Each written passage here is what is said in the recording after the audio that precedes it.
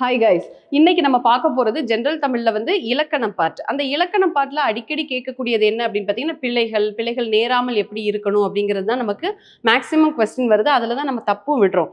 அந்த வகையில் இன்னைக்கு ஒரு கேள்வி பார்க்கலாம். பொருத்தமான காலத்தை சுட்டுகன்னு கேட்டிருக்காங்க. கோவலன் மதுரை மாநகருக்குள் செல்கிறான். இது என்ன சம்பந்தமான கேள்வி அப்படின்னு பார்த்தீங்கன்னா, காலம் சம்பந்தமான கேள்வி. இறந்த காலம், நிகழ்காலம், எதிர்காலம், கூதிர்காலம் அப்படின்னு சொல்லியிருக்காங்க.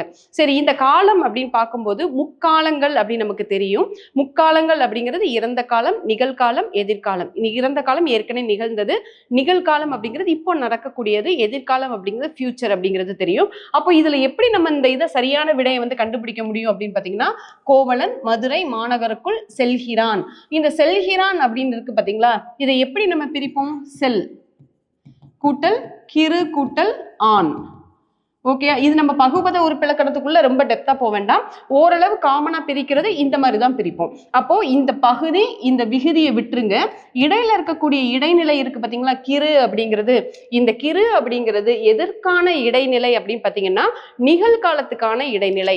அப்போ இதோட சரியான விடை என்னன்னு பாத்தீங்கன்னா நிகழ்காலம். அப்போ இறந்த காலத்துக்கு என்னென்ன இடைநிலைகள் வரும் அப்படின்னு பாத்தீங்கன்னா, இத்து, இட்டு, இரு, இன்னு.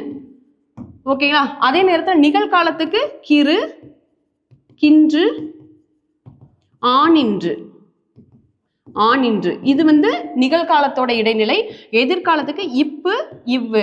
வருவான், இவ் அப்படின்னு வருதா, வரு கூட்டல் வா பிராக்கெட் வரு கூட்டல் இவ்வு கூட்டல் ஆண், இவ் அப்படின்னு வருதா. அப்போ இது எதிர்காலம்.